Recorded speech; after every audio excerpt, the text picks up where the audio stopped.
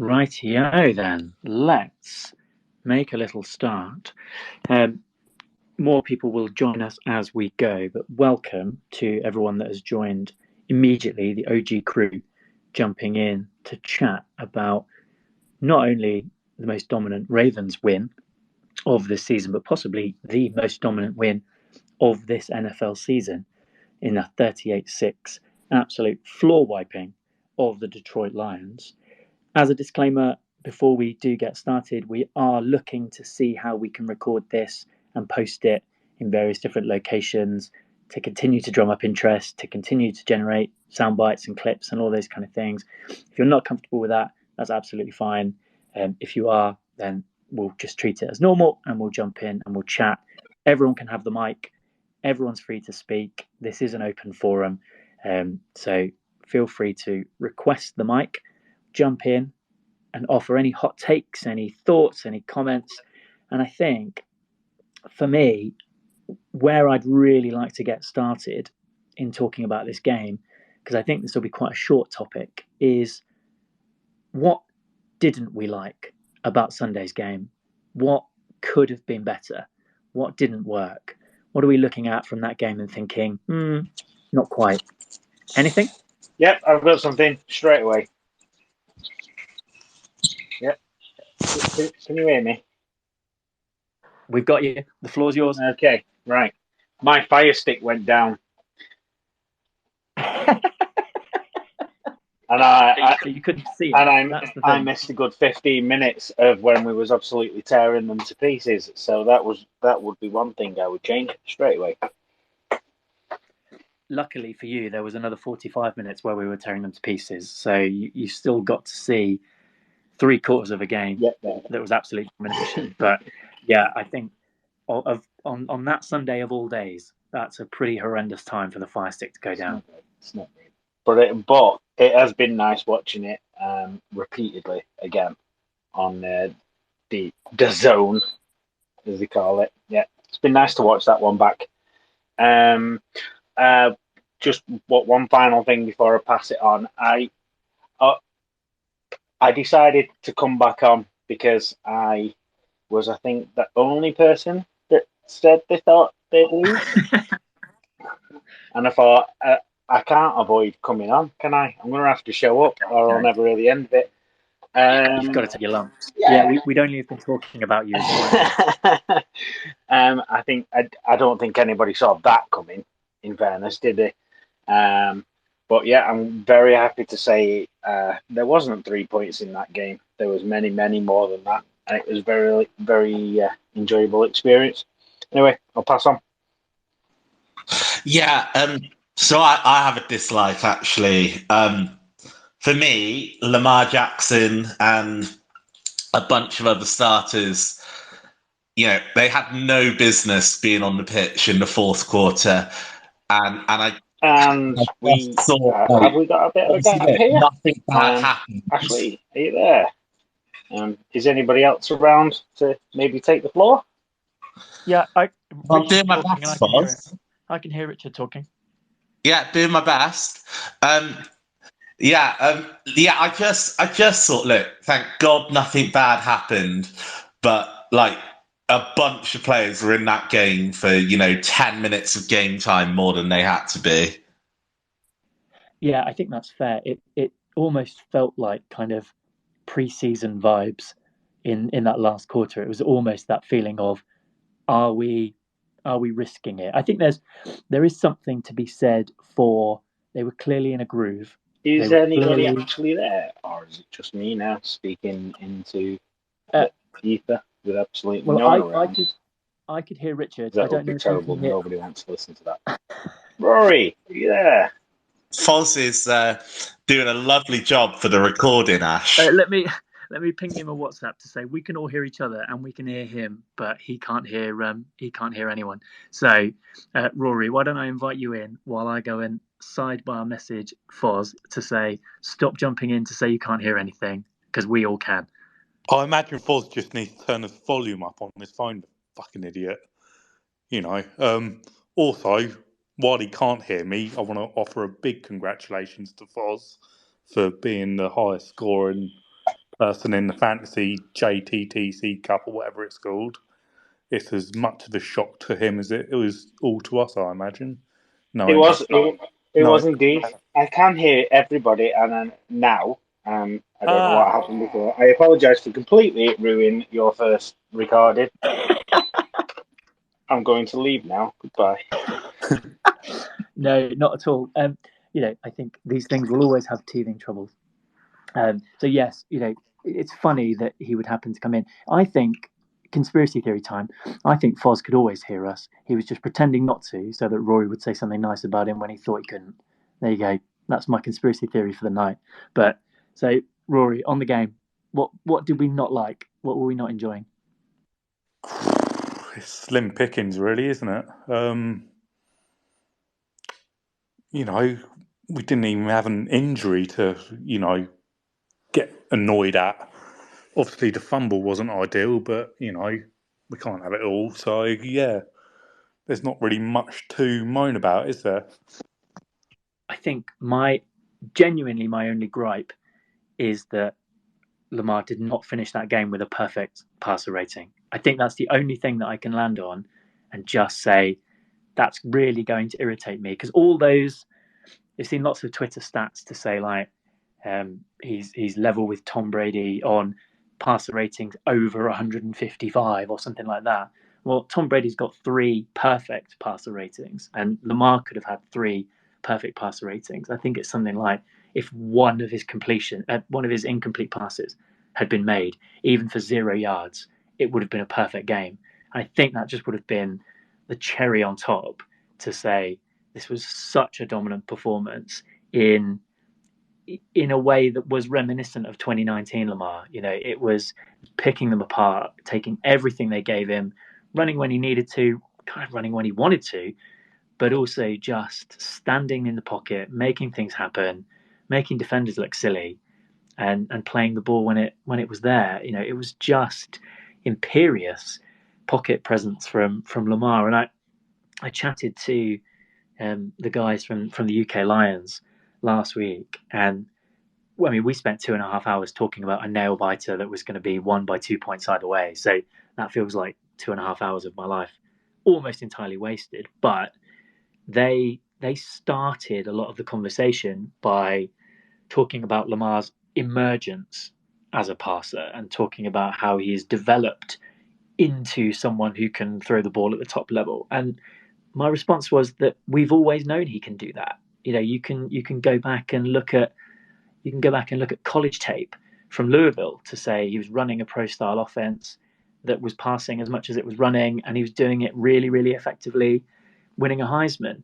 He did it in 2019, leading the league in passing touchdowns. So I think it's nowhere near as much a surprise for us as it is for opposing fan bases that Lamar is able to do this kind of ridiculous stuff with his arm as well as his legs. So anything else that we can take away from that game as something we didn't like? Do we think we eased off? Do we think that maybe we let Jahmyr Gibbs in towards the end for 6? Could it have been a shutout? Should it have been a shutout?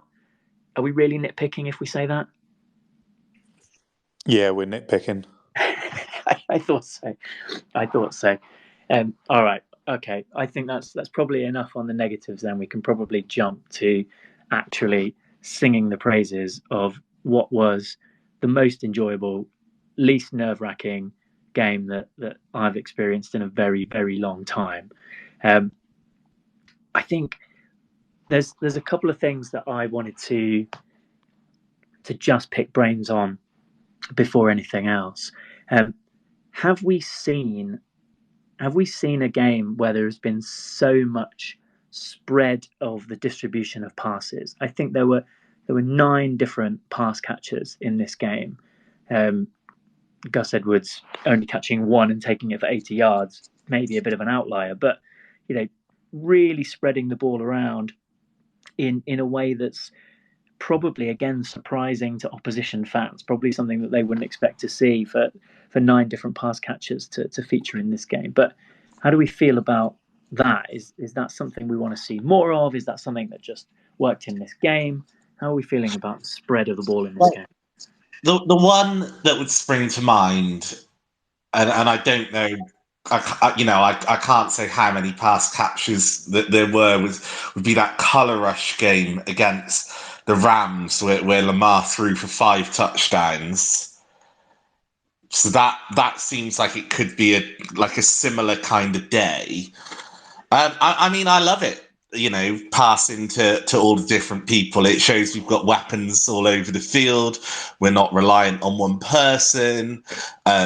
Defenses don't know who to stop. And you know what? If they want to double cover Zay Flowers, then we've got Mark Andrews. And if they want to, line up their best player against Mark Andrews, then Odell Beckham can catch a ball. It was nice to see Bateman catch a couple of balls. So yeah, I love it. We're a many-headed hydra, and we're hard to stop. I think the things that really pleased me in this game, not just the spread, but it felt like we were moving away from some of those situations where we were forcing the ball to a particular receiver. Odell Beckham led the team in both targets and receptions, but it didn't feel like the Steelers game or some of those earlier games where we were clearly designing a play to get it in his hands and clearly just throwing it regardless of whether he was open or even looking or anything like that. It seemed more natural. It seemed more organic. And I think, are we seeing the resurgence of OBJ? Is it too early to say that maybe he's back, or are we expecting more next week? I think OBJ's looked a little friskier the last 2 weeks. He had that. I think he caught a slant and took it for a few last week in London, and obviously he looked a little bit livelier this week. But I was listening, I think it was to Jeff Zrebeck on the Athletic podcast today, and he said, you don't sign OBJ for games in September and October. You sign him for, December, January, hell, if we're lucky, even February, don't we? So, if we can just keep working OBJ back, that'd be, good signs for us. I just want to say, I have thought of a nitpick that, a negative, and that is when Ricard caught his long pass. I was all gearing up for him to truck somebody, and he just went for this wimpy little spin move thing. Like, fair play for attempting it, but I was hoping he would have, made the angry run segment or something there. Well, I think perhaps that lack of physicality and aggression was made up for by Rock Ya-Sin's suplex on Amon-Ra St. Brown towards the end of the game. Maybe that accounted for it. That balanced things out. I think that's right, though. I think when you see Pat Ricard barreling down the open field, you expect to see someone fall on their backside as opposed to a cheeky little roulette. But maybe it was reverse psychology. Maybe he knew exactly what he was doing, and he knew that the defense was expecting the truck. He knew that the defense was expecting the power, so he thought, we'll try the finesse. Maybe next time he won't.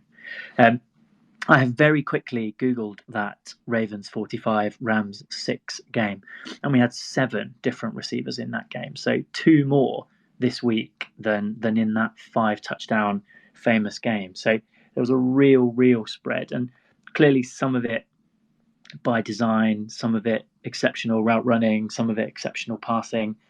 The Gus Edwards pass that went for 80, there's been a lot of speculation on Twitter about whether that was a different play that broke down, a really ingenious play call by Monken, or actually whether it's something that Lamar just made up on the fly. Where are we thinking about that? From what I understand on this, and I'm pretty sure Gus came out and said this, on the play, he had the option to either make a block or sort of leak out and be an extra receiver, depending on how, he saw it develop in front of him. And obviously he made the choice to go out and be the receiver, and Lamar obviously then dumped it off to him, and he found himself with 80 yards of space. So I think it was almost like a player option. And based on the result, clearly the right option. Actually, speaking of options, I think that probably brings me to my single favourite play of the game, which may be nothing special in the grand scheme of things, but I think typifies what this offense can be if it's really, really functioning, which was the short pass to OBJ that started with a run fake to Gus Edwards, then turned into a run fake with Lamar into that short little sort of quick slant from OBJ to pick up 7 or 8. So not the most impressive in terms of yardage or points on the board or anything like that. But looking at it back, it's one defender biting on the run from Gus, freeing space for Lamar to have a go. Another defender biting on that, opening an absolute chasm of space for OBJ to just stand in. I think this is the kind of thing that we've been looking to see basically since week 1, basically since Todd Monken came in 8 months ago, and we all got very excited about it. This sort of typifies, I think, Richard, you referred to this offense as a multi-headed monster. That kind of play, if executed, unstoppable. That play is unstoppable. So is this something, and again, I'm getting messages, apologies, I'm getting messages to say my network wasn't great. Did I get lost in the middle of that? I heard every word, mate. Bro, I don't know what's happening then. So I think, the question is it too early to say we've clicked, we're on, this is the kind of thing we will be doing every week and teams will not be able to stop it? Is it too early for that? Or should we just be reveling in this and saying, yeah, this is the standard now? This is the minimum level that we should be expecting every week. What do we think? I think minimum levels asking a little bit too much, because obviously we were fantastic. But obviously it is still a fresh offense, with Monken coming in. So maybe the lads are just getting a little bit more cohesion. They know the playbook a little bit better. Obviously, the line being healthy with Stanley looked a little bit better than what he was the last 2 weeks, I think. The run block on Lamar's touchdown run was, probably my favourite moment of the week. So, yeah, I don't think we're going to reach them heights, every week. But if we can just start to make games a little bit more comfortable in the fourth quarter, rather than, what we saw against the Colts and the Steelers and even to the Titans for a certain point, it would be much better on the heartburn levels, I believe. Yeah, absolutely. I think it was an enormous step forward for the offensive line in this game. Again, referring back to that long conversation that I had with the UK Lions, it's something, particularly the left side of Simpson and Stanley, that I'd put down as quote unquote a weakness, something that Aiden Hutchinson could attack, something that actually might put Lamar under pressure and force some mistakes. It just never seemed to happen, and I know a lot of the rhetoric from Lions fans has been about holding and calls not given, some refereeing inconsistency, but even ignoring those, it was leaps and bounds from week 4. I mean, the Lions fans need to have a look at themselves in the mirror. They're 5-1, brilliant start. I genuinely thought it was going to be a very close game, and they, they just got it handed to them, and that happens in sport. Holding happens on every single play of every single game of the season. Like it just does, and sometimes it gets called, and sometimes it doesn't. All of the cornerbacks are constantly grabbing at the wide receivers, and the wide receivers are pushing off when they can. Like that's just the nature of the game, and look, I'll tell you what was a bad call: the pass interference that gave the Browns 4 plays on the half-yard line of the Colts. Like losing a game 38-6 is not because of a couple of bad refereeing calls.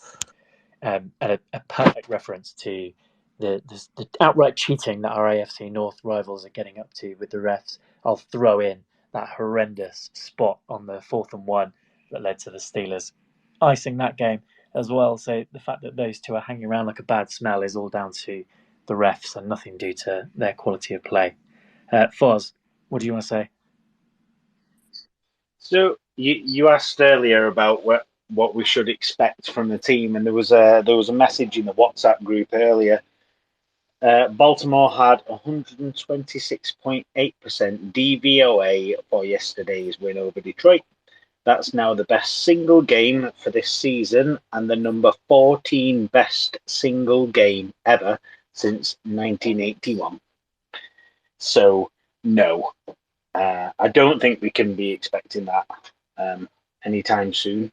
I think it's a game that would appear by the record books to be a bit of an anomaly, if anything. Interesting stuff.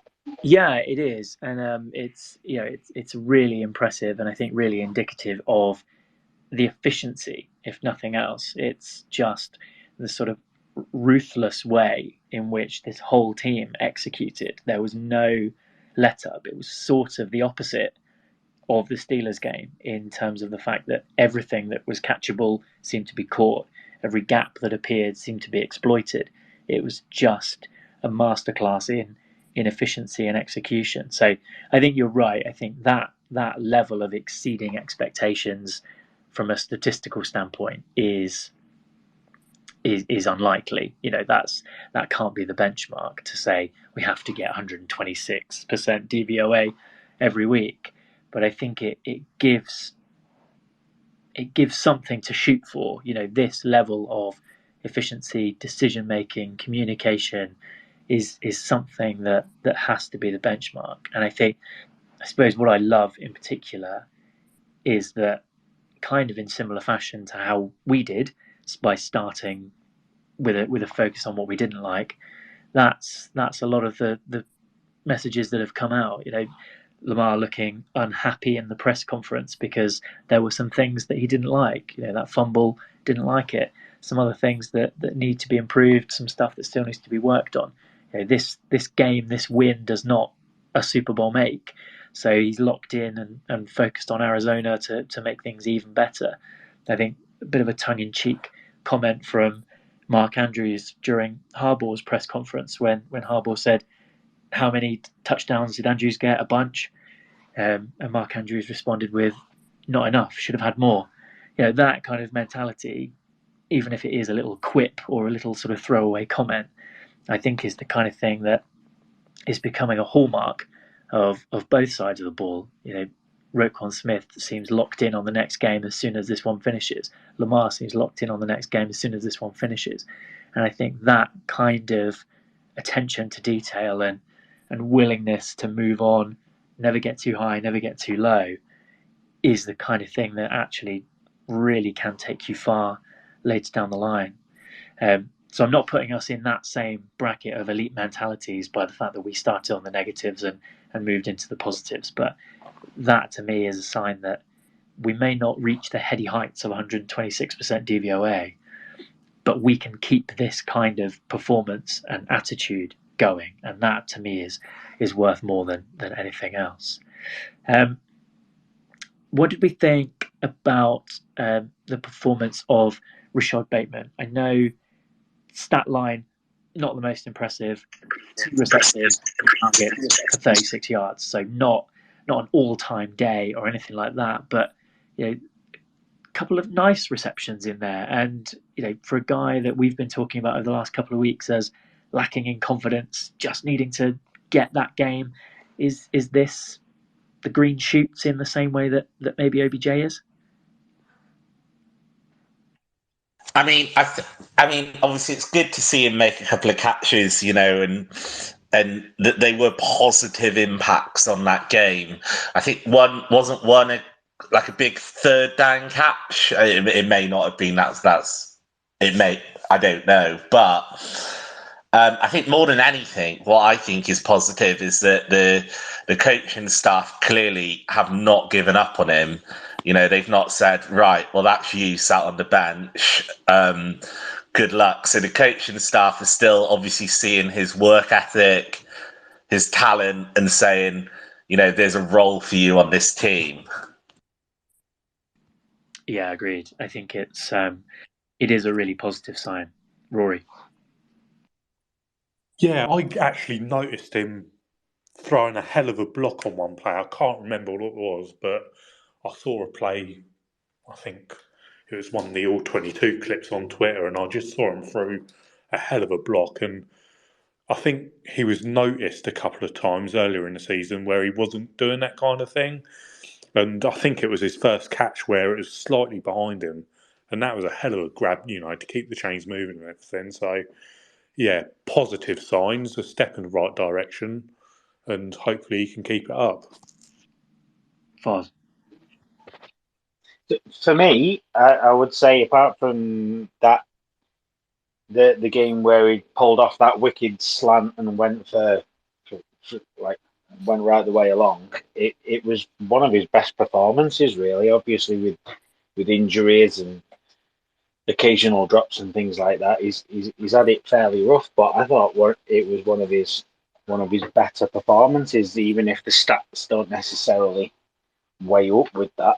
I thought it was really, really positive, and it was good to see him going well.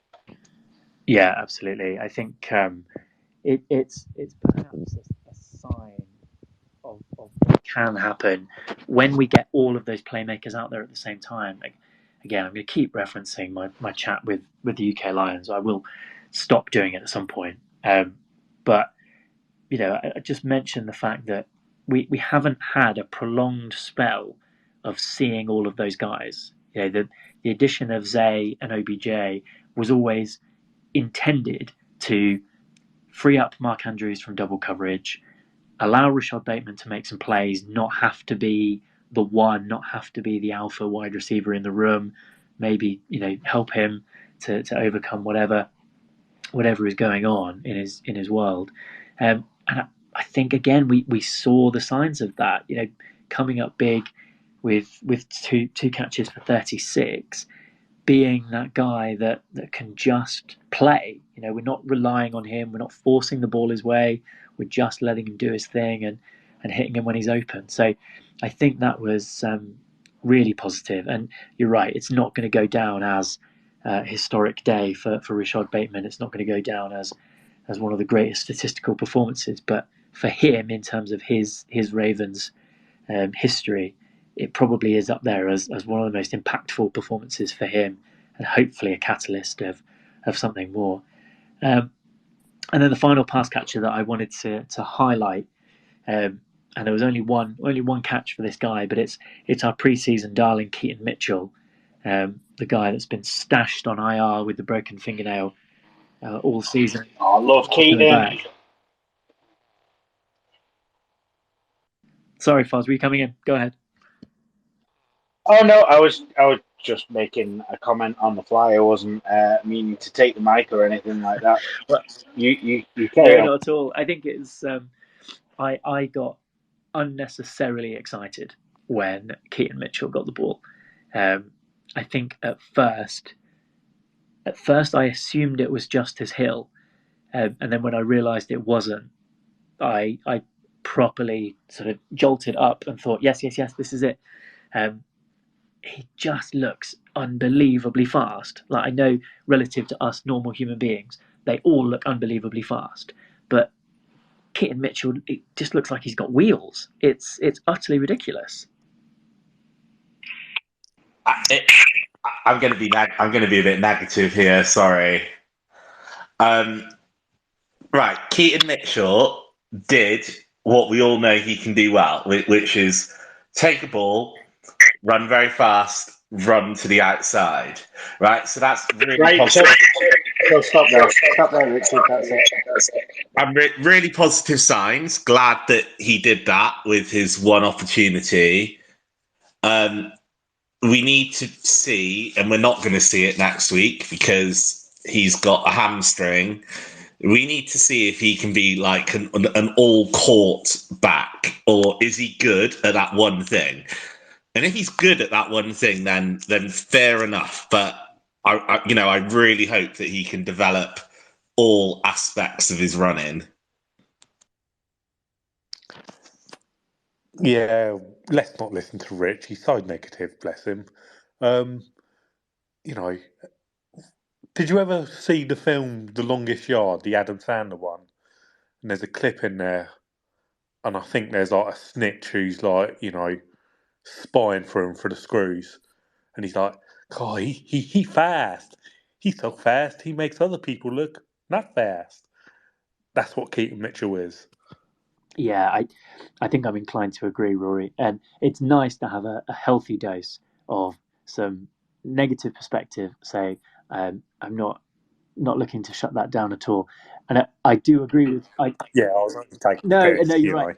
But I see what you mean. I see what you mean, Richard. In that it would be awesome if he can also add some power running or some gap hitting and all of those kind of things. But I just think, you look at like Miami or something. They've got speedsters everywhere, and you can absolutely find situations where speed will just win. And if we can do that alongside having Gus to just pound it at people, then I just think it opens up so many more options. So I think for me, the excitement just comes from him being that preseason darling that we all got so excited about, and the potential that's first catch. He's averaging 9 yards a catch. That's awesome, and maybe we go from there. So I think it's the earliest of early days for Keaton Mitchell in his Ravens career, but we're seeing him. He's real. He's playing. Clearly, Harbaugh and Monken think he has something and think he can offer something. And how often do we get that from the preseason standout? Often these guys just fade into oblivion and disappear, or play, and even worse, are an active detriment to the performance of the team. So I'm just excited to see someone come in, not make a complete Horlicks of things, and hopefully we can start to see those numbers pumping up. I'll just pause to say a massive welcome to all of our listeners that have joined through the course of this conversation. This is not a closed shop by any stretch of the imagination. You're more than welcome to sit and listen along to the ramblings of those of us that are chatting. But you are also absolutely welcome to request the mic and come in and say whatever you would like about last Sunday's game against the Lions. So please feel free. There should be a button to request the mic. I will absolutely accept any and all. So please come on in and join us if you want to, but no obligation. Foz. Also encourage people to disagree with Richard. Well, I think the thing is, Richard makes it very easy to disagree with him. So it's sort of the natural option, I think. He comes out with the spiciest takes imaginable. So he's a very easy guy to disagree with. But there's always a nugget of logic in there. I imagine, he hates Keaton Mitchell because he's going to take touches away from his beloved Justice Hill, isn't it? Yeah, that's it. You've uncovered it. This Justice Hill thing has become quite the meme this season. I actually didn't like Justice Hill all that much, but apparently I'm his biggest fan. And to be fair, I think he's exceeded all of our expectations on offense this year. Yeah, I think that's absolutely fair. And he was, again, I'm going to use the word efficient. With 4 carries for 46 yards, the longest of 27. But that's just ruthlessly efficient. Gus Edwards, 4.6 yards a carry, 64 yards on 14 and a touchdown. It's just exceptional, efficient. I suppose my question, thinking about the offensive performance as a whole, the question would be, was this just down to an unstoppable Ravens performance that would have put these numbers up against anybody, or do we have to look at the performance of the Lions defense and say, actually, they made it easier than someone else might have done?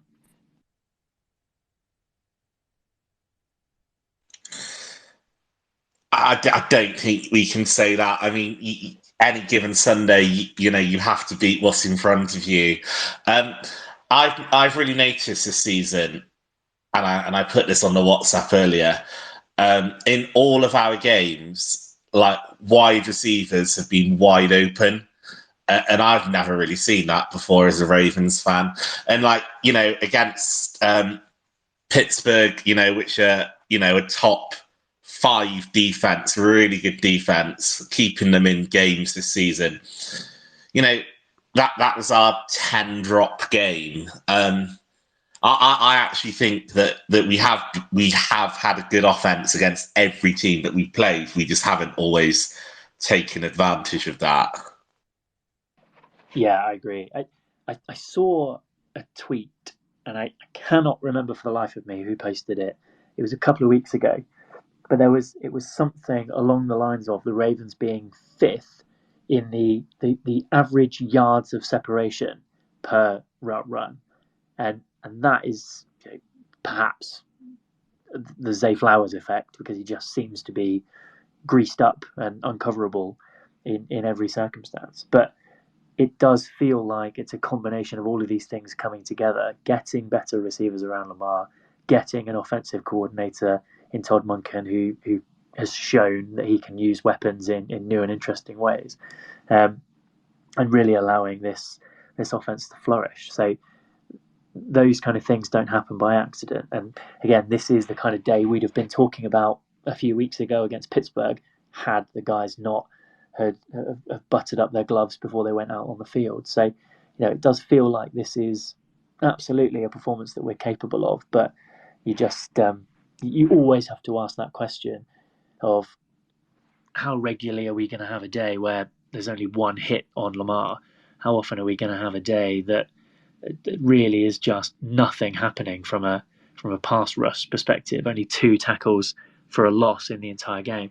So it felt like everything we'd said about this Lions defense as being stout and competitive and willing to jam things up and run through brick walls, just didn't happen. It didn't happen for this game. So I think there's an element of having to take some credit offensively and saying we didn't give them the chance. I was going to say we didn't give them the time, but I think Lamar had the ball for about 9.5 seconds on that Aguilar touchdown, so they had plenty of time, but no one got to him. But they just didn't have the chance. So, final thoughts on the offensive performance. Where are we headed next? What do we think is the trajectory for the offense looking forward to week 8? Sorry, Richard, are you coming? Well, yeah, I suppose so, if no one else wants to. I mean, we're against the Cards, not a great defense. Look, I obviously don't think that. I don't think we can necessarily expect to see 4 straight touchdown drives, but you'd like to think that we keep on rolling. If we sort of have one of those really awkward, 19 points to 15 games against the Cardinals, then you're back kind of worried, aren't you? Yeah, I think that's been the sort of criticism over the last sort of few weeks, is that in some of those games where we're expected to win, we feel like we play down and shoot ourselves in the foot in new and interesting ways. Rory? Yeah, I'm not really expecting too much. Let's be honest, we're not going to have to delve deep into the playbook to beat the Cards, or at least we shouldn't have to. If we can just jump out to an early lead and kind of coast, I'd be happy with that. You know, there's bigger tests to come in the weeks ahead, and you know, fair play to the Cars. They've been a little bit friskier than what everyone thought they'd be, but they've still only won one game this year. You know, I can't see a Colts or a Steelers slip up coming, so all I want is just to jump out to an early lead and make sure nobody suffers from too much heartache come third and fourth quarters.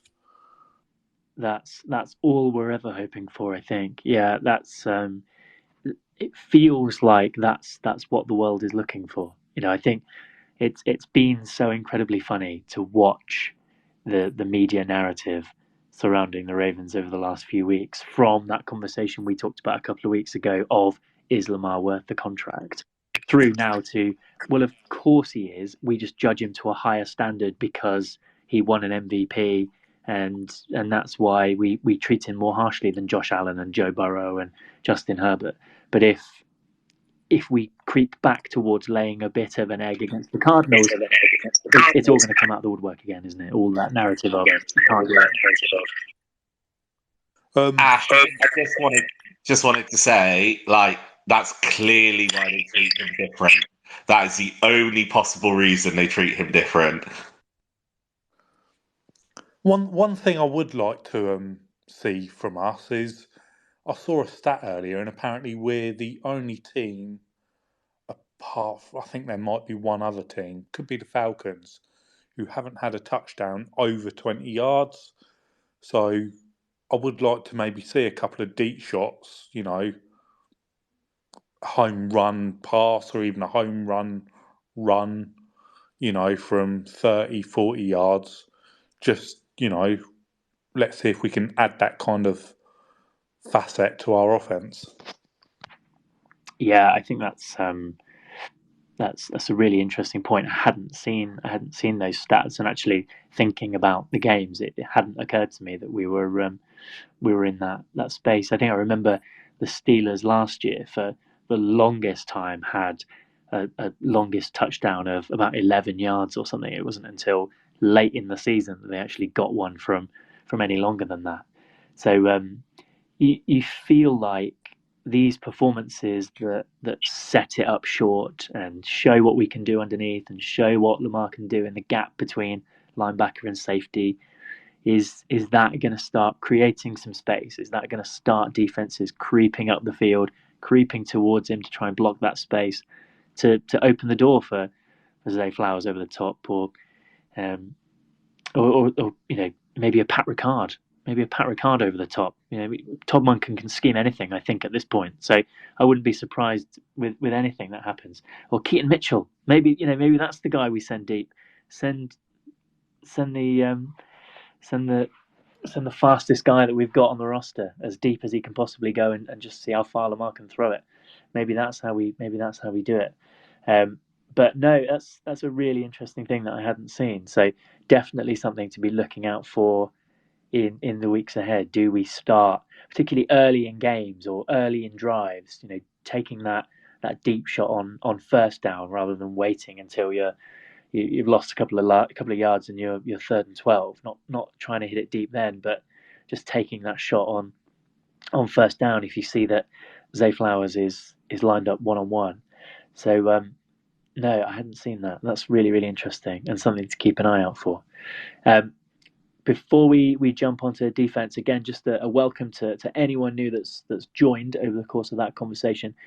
Please feel free to request the mic if you want to jump in and say something. This is not a closed shop. This is an open forum for people to jump in. We are looking to record this. We are looking to use it for different parts of either YouTube or clipping or wherever we can. So bear that in mind, but please don't use that as a reason not to feel comfortable coming in and speaking if you've got something to contribute.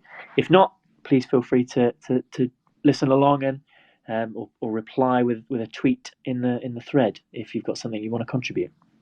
So shifting over to the other side of the ball, I mean, again, very, very difficult to find something not to like about this defensive performance. I referenced the fact that the Lions only managed one hit on Lamar throughout the course of the game. By stark contrast, it's 8 hits on Jared Goff through the course of the game, 5 of which recorded as sacks, including my particular favourite, the Odafe Oweh fumble sack that he just managed to pop the ball out. Unfortunately, we didn't recover it, but some real signs again of what we've seen of pressure just coming from everywhere. But particularly Kyle Van Noy, I think, getting home a couple of times is looking more and more over these last few weeks like an incredibly shrewd free agent signing. It's seeming like a bit of an EDC masterstroke picking up Kyle Van Noy off the street. What do we think defensively? What was our sort of main takeaway? What's the thing that impressed us the most about that defensive side of the ball on Sunday? My guy Geno Stone just keeps on balling, keeps on intercepting passes. 4 interceptions I think it is on the season. What a guy! What a pickup! He's my guy. That's all I've got to say. Is he playing his way out of Baltimore? Is that the sad reality that we have to live with now? Yeah, so I had a look actually.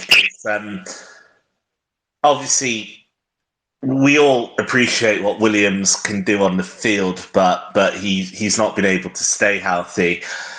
And unfortunately, it's a year too early to cut him as a cap casualty and use that money to re-sign Geno. And I really don't see how we're going to afford Geno. Obviously, the reason we can't pay Geno sort of 7 or 8 million a year to be the third safety. It's just he's gonna go. It's very sad, but I think it's just the reality of the cap. Stop breaking my heart, lads. Is it not one of them situations where you can backload the deal?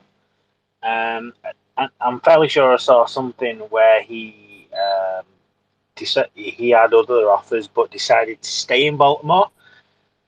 So I get the feeling that he'd be willing to do it if we said to him, "Hey, look, we'll give you 3-4 years or whatever, but stick back end it like they have a tendency to do, based on the trust that they've built up between themselves." I think it's really interesting. He does feel like one of those guys that would take that quote unquote hometown discount and stick around. But I think it's just, in really general terms, it's just amazing to see 7th round pick turning into a massive impact player. A guy that's now leading the league in interceptions through 7 weeks. I don't think anyone would have had that on their bingo card at the start of the season. It's ridiculous the level to which he's playing, and I think there's going to be a team out there that not only offers more money, but can offer the kind of playing time that he's going to be looking for. I think regardless of whether we keep him on, he's never getting the start ahead of Hamilton and Williams. So is he comfortable always being that rotational 3, or does he decide, actually, now's my chance to get that second contract, make a name for myself, and become a starter? I don't know. And the sort of payoff for us would be maybe we get a comp pick that's better than the 7th round pick we gave up for him when we drafted him. Yeah, I can't really see him staying, unfortunately. I imagine if he keeps this up, let's say he ends up with 6, 7, 8 picks, someone will want to pay him big money because he's got such great instincts. And it's just a shame because it looks as if the NFL's trending towards the 2 deep safety looks. And if we have him and Williams healthy, if he can stay healthy, that means we can then use Hamilton as a weapon. Use Hamilton in the slot, or Hamilton, matching up with a tight end, and it just gives us that bit of flexibility. But I just can't see him. I think he's played his way out of Baltimore. Rich, come on in. Yeah, I mean, I think what Rory said there, it makes a lot of sense to have Hamilton as your full-time kind of like nickelback in the slot, and then have Gino on the back end with Williams. I think that makes a lot of sense. The reality of having a sort of $50 million quarterback is that it's just so hard to do, and I think EDC is the cap master really, so we have to really trust, and if he can find a way, I'm sure he will want to. I'm potentially moving on a bit quickly here, but I think it's going to be the exact same story with Madubuike and Queen. I just, as good as those players are being for us this year, I do not see how we're going to afford them at the end of the year. No, I think that's clearly we have to look at it as a positive, because it shows that there are guys right across this defense that are absolutely playing the football of their lives, and that's contributing to an enormous amount of success on the field. But it does feel like those guys are teetering on the edge of a big contract, and it's not really possible to hide their light under a bushel anymore. I was really pleased in the late off season when we signed Broderick Washington to an extension. That felt like one of those moves that was getting it done just before the breakout season. Hindsight clearly is 2020, but it would have been absolutely amazing if we were in a situation now where Madubuike was on a contract that was pretty good, but not extortionate, not massive numbers. Perhaps we weren't in a salary cap space to make even a modest extension possible for him. But now that figure is just going up and up with every game, with every impact play, with every quarterback hit, with every run stop. He's just having himself an enormous time. It was another 3 tackle, 1 sack, 2 quarterback hit day for him, and he's just making plays in a way that's just adding more and more dollars to his value. For the last few years, I've kind of been quite down on Madubuike. I thought people were overhyping him, and while he flashed immense talent, it was very kind of sporadic in my eyes. But my word, he's turned into something special, isn't he? And if we can pay one, he's the one I want to pay, even though he will be the most expensive. If he carries on like this, I imagine he'll be a $20 million a year man. But if there is a way we can do it, that interior pass rush is it's invaluable, because quarterbacks can't step up in the pocket.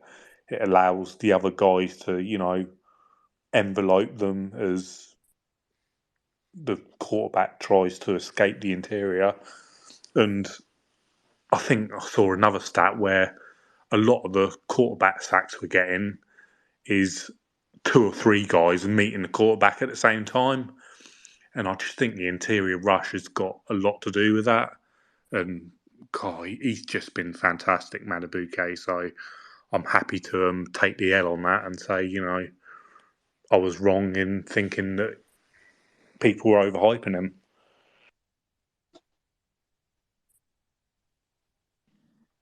So you take Madubuike over, say, having Patrick Queen and having the best linebacker duo in the league for the next 4 years? 100%, absolutely 100%. I'm very much with Rory on this. If you have Madubuike, then we have an elite player at every level on the defense, and I think pass rushing, defensive tackle is much more important to our team than a second linebacker. So yeah, if we can get one, and I think that's going to be hard to do, then I'm totally on the Madubuike over all of them train. So I think I'm going to play devil's advocate, because I'm kind of sat in the hosting chair, but B, because I don't know where I fall on that conversation. So rather than try and give you an opinion, I'll just play devil's advocate. So my challenge question back on that would be, how much of the success that Madubuike is having is actually a byproduct of the way in which offensive lines are having to prepare themselves for the onslaught of both Roquan and Patrick Queen. And I'm not expecting someone to go, well, obviously my counter to that would be X, Y, and Z. But I think as a sort of thought experiment, because we have those two exceptional linebackers coming at you in wildly different ways every time, you can't just have a game plan and stick to it. You have to be constantly looking out for 0 and 6 on every snap, and maybe that creates opportunities for Madubuike that he hasn't seen before. That's not to discredit the leap that he's taken, but is he in a better situation because of the exceptional guys around him and behind him? I mean, look, I could reframe that completely opposite to you. Is Queen making splashy plays because Madubuike is killing the guard and killing the centre time after time? Sorry, can I just jump in? The other argument is, what's easier to find in the draft, interior pass rush or a will linebacker? Yeah. No, I said I wasn't expecting counters, and two incredibly solid counters came straight back at me. So, no, I think that's absolutely valid, and I think you're right. I think it probably is a bit of column A and a bit of column B in terms of, is Madubuike's play opening options for linebackers, and is the linebackers' play opening options for Madubuike? The answer is probably both. And more, and adding in the great things that Mike Macdonald is doing to scheme it all open. So I think it's all a kind of net multiplying effect based on everything we're seeing here. But I think that last point there, Rory, is really, really interesting. I think it's that thing of positional value, isn't it? And that was a lot of the talk about the Roquan contract was, we're paying big money to a position that is of lesser value across the league, and the same was true when Detroit drafted Jahmyr Gibbs. There was a lot of talk of going that high on someone who's not Bijan Robinson special. The positional value is incredibly important to a lot of teams. So would you take that rarer find in someone like a Madubuike, and assume that you can replicate it without Queen, as opposed to keeping Queen and assuming you can replicate it without Madubuike? Really, really interesting.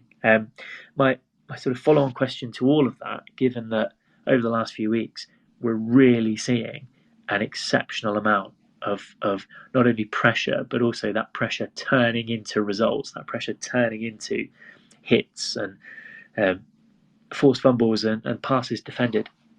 Given that we are a week away from the trade deadline, and by the time we next start our Twitter space, we'll be 15 minutes ahead of the trade deadline, this feels like the last real opportunity to speculate about trades. A lot of the talk has been around the sort of Brian Burns, Danielle Hunter, those kind of guys, but are we in a space now where that's not the kind of shift to the next level that maybe we thought it would have been 4 weeks ago? Are we in a space now where actually Van Nooy's getting enough pressure? Odafe Owe seems to be taking that step forward we've been expecting. Madubuike is getting pressure up the middle. Linebackers are getting pressure. We even had a sack from Arthur Mollett in this game. So are we in a space now where actually it wouldn't be a waste to go and get someone like Brian Burns as an elite pass rusher, but is it perhaps something we can say not a need?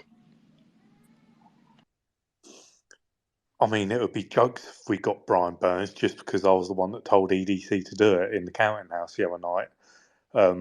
But it's looking more and more unrealistic because not only that, but we've also got Ajabo and Balsa to hopefully come back as well. The thing is, we look so well rounded. You know, what can we get? Maybe a running back, maybe a wide receiver. You know, but even then, we've got 3 or 4 very good options.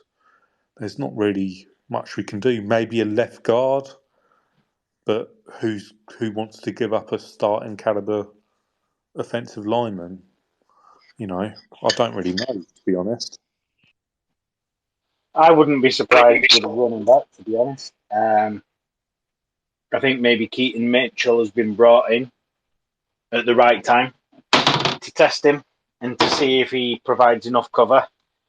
And he unfortunately got himself a bit of a hamstring injury, so we could find ourselves going for a running back because the test didn't work quite how we wanted it to. I mean, I've been quite vocal on this, and I don't think it makes much sense at all. You're giving up a premium asset in the draft to get a guy which you then have to pay. And obviously, we've spoken about the cap situation and can we pay our own free agents, let alone an outside guy like Brian Burns. And if we give up giving up that second round pick for Roquan made a lot of sense. It worked out. That's brilliant. We need our second round picks and our first round picks. So we can get a good young rookie who we're going to pay £2 million a year to come in and start for us. We have to be economical now. You know, the money tree has been spent on Lamar and, you know, people like Roquan and Marlon and Andrews, and that's your core that you know, if you're going to win Super Bowls, are going to have massive parts, and now we need to find all of the cheap players to go around them, and I don't think giving up draft picks makes a lot of sense. I think the thing is for me is that I think everybody tends to overrate the price at this point, and if you can get Roquan Smith for a second round pick, then you can get a pretty good player for a third or a fourth that will make a real difference to us. Those third round picks, if you hit on them, turn into Stevens as your starting cornerback for £1 million a year, or you know, they turn into Justin Madubuike. You know, so. And obviously, look, there's a chance they bust, but those are the guys we're going to need to play massive roles on our team for not very much money over the next 5 years. So, not the draft just gone, but the draft just before, we had, was it 5 fourth round picks? And I think they were Likely, who had a decent first year, but has done not a lot this year. Kohler, who's can't even get on the field. Falele, who is a project, and then the 2 cornerbacks, and then I think we had the punter as well, didn't we? But you know, I'd be happy to send a 4th for a player, and for a running back, you know, could we swing a 4th for a running back, maybe Henry, and get the Titans to eat the cap? You know, I don't know whether that will get it done, but if the Titans eat the cap on Henry and they're willing to give him up for a 4th, do it, you know. This is our year, you know. Well, I wouldn't say this is our year, but if we're going to move the chips in, I think this year is the year to do it.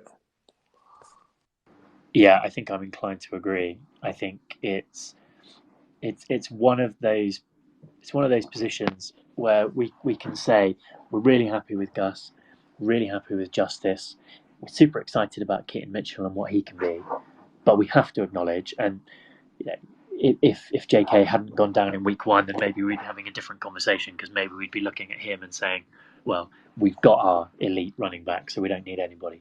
But he did go down in week 1, so we are where we are. But it feels like one of those positions where we don't have, excuse me, we don't have that guy that we're just looking at and saying, yes, that guy is among the very best in the league at his position. I think everywhere else across the whole team, we have one of those people. Running back, we don't. So I think the thing that we don't forget is that we're very much in our window right now. We're very much a win now team. So this is where you do give up the picks, and you get that guy that is going to skittle people. I don't think Henry's a bad call. I don't know about Saquon. I think we might get him at a cut price, a lot less than people think, because Eric DeCosta's an absolute genius, and Saquon is injured for half a season every year. So they might not be as expensive as we think they're going to be. And we are win now, so I think this is where you do spend those picks. I think, if you're going to trade with anybody, trading with the Titans is probably not a bad idea, given some of the questionable trades that they've given up over the last couple of years. Some of the decisions they've made, particularly that AJ Brown trade away, looked bad on the day. With the benefit of hindsight, looks like absolute negligence. So, I mean, they're a team that can apparently be prone to a trading misfire. So putting Eric DeCosta in a room with those guys and seeing what he comes out with, it could be frankly ridiculous. And it would be such a needle mover, I think, to borrow quite an American phrase, but it would be such a leap forward in terms of what this offense can do. It would be, we talked about all of the different aspects that defenses need to account for and need to pay respect to, but putting a guy in there that can get 5 or 6 yards even into a loaded box is just nonsense. So I think it's something that if we can do, we absolutely have to do. I agree. I'd be less keen to do it for someone like a Saquon, not because he wouldn't add something, but because I think it would cost us more capital-wise and financially to do it. But I think Derrick Henry would give us just as much of a boost without as much of a cost. So I think I'd be right behind something like that happening.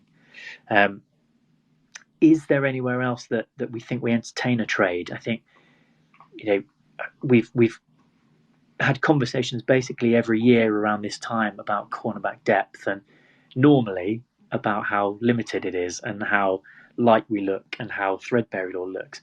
This year it feels like it's the exact opposite. This year we're suddenly in a space where we're like, oh, these depth guys are coming in and making plays. I mean, the sort of the great way that Brandon Stevens has stepped up, the great way that Arthur Millette has played, the way that Rock Ya-Sin seems to have come in and played in the last couple of games. It seems like we're in a space now where that's becoming an absolute strength across that whole secondary.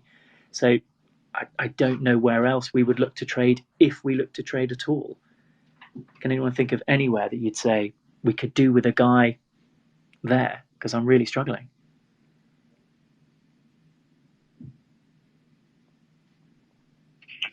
I think running back makes the most sense if we're going to do it. I think we're so solid across the board. I don't think that the defense needs anything really. I mean, obviously, you never say no to a premier edge rusher, but you can't say that we're desperately in need of that at the moment.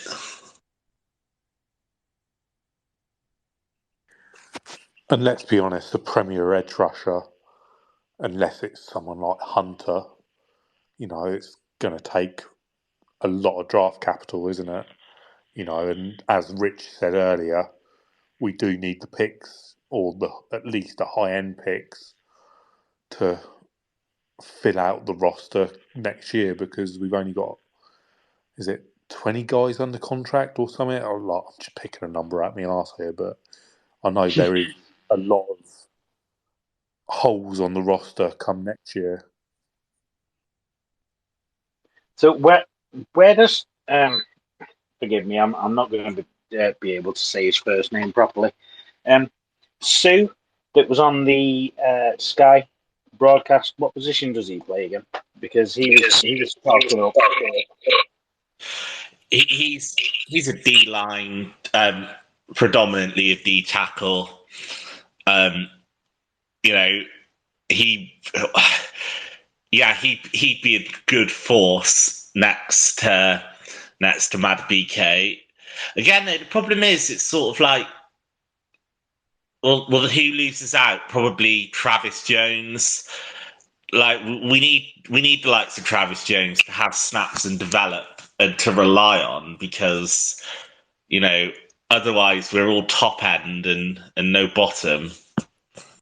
The thing is, with the new rules, we can sign Indomica.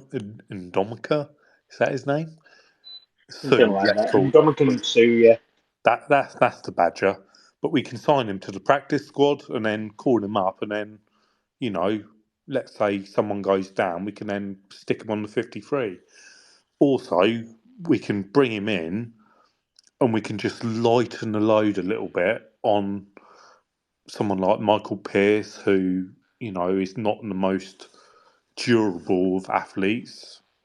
We can make sure the guys up front are nice and fresh for the running when we need them. So, and he won't cost too much. I doubt he'll be anything much more than Vet Min, maybe a little bit more, but he won't cost the earth. So, maybe it's just EDC kicking the tires on him. But, if he wants to come and win a ring, I'm all for it. Is the position that he plays interchangeable with Madubuike? Are we thinking maybe like as a year or two placeholder because we can't afford Madubuike because we're paying for somebody else? Or, like I say, I don't know the place, to be honest. No, I think Sue basically just wants to sign with someone for the run-in. He wants to sign for a contender and, basically be a mercenary, but obviously he's not going to get paid too much. I think there's kind of an extra value that comes from him in terms of, we've talked about him sort of forcing maybe a Travis Jones to sit a little bit to slot him in. But the impact that guys like that can have just through the week in training, seeing a guy like that who has done it at elite levels, could be the difference maker for guys like Travis Jones, for Broderick Washington, to help them become the next Madubuike, to take that step forward. I mean, we've seen a lot of these guys like JPP and Justin Houston brought in on the edge to be that sort of rotational piece while Owe was getting going, and as we were bringing Ajabo back in. Could be another of those situations where we're saying, he has enormous benefit on the field, but actually this is not just a 6-game thing, bring him in for the tail end of the season and see what he can do. It's actually part of the long-term strategy, because he's there to help Travis Jones and Broderick Washington take that step forward. I mean, that might be me ascribing too much value to his ability to mentor and coach and set those examples, but that's another perspective that we can put in. There's an enormous amount of value that comes from seeing these guys that have done it for that long. You don't hang around in the league at 36 years of age unless you've got something to contribute. It's picked up by the Eagles around this time last year to help them in their run. So it's clearly got something to offer, clearly got some gas left in the tank. And if he can pass some of that knowledge and savvy onto some of our other guys, then that could be a real coup. On a similar vein, sort of cycling back to Patrick Queen and what seems like the inevitable departure following an absolute career year. Do we think over the course of this season we slowly start to see more of Trenton Simpson? I mean, there was a lot of speculation at draft time that he was the heir apparent as a reasonably raw physical specimen that, if you attach to Roquan, can just be pointed in the right direction and told go over there and hit that guy really hard. Or are we at a point now where we're saying actually Queen's playing so well and is driving us to wins and putting us in position to win games weekly that it would be too much of a risk to the overall team performance to start cycling in Simpson just for the purpose of long-term development? Yeah, outside of an injury, I can't see him getting on the field too much. I just, if it ain't broke, don't fix it. Let Simpson earn his snaps, and if that means he has to wait until next year, so be it. Yeah, I think that's it. Foz. We were saying earlier about Madubuike being the choice over Queen, but I can't help but keep thinking about the money. And if Madubuike is going to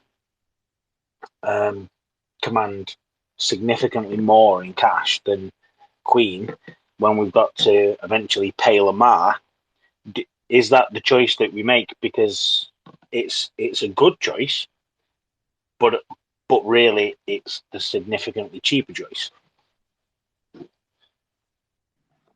I think it's. I feel like Eric DeCosta is now in a situation where he is genuinely damned if he does and damned if he doesn't.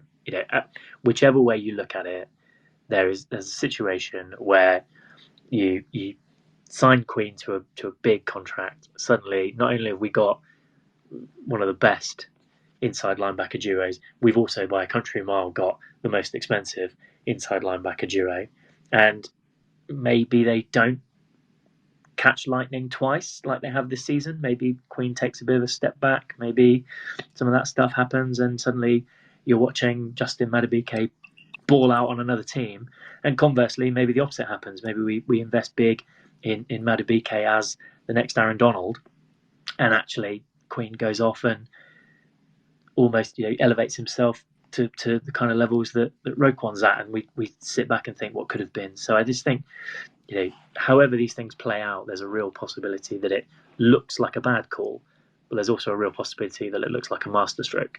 So I think he's damned if he does and damned if he doesn't. The only, if we pay Queen, I want him catching 60 balls on offense and going for 1,000 yards. You just can't pay that much money to two inside linebackers. I think we made our decision signing Roquan, and as well as Queen plays, he's got to go make his money elsewhere, I'm afraid.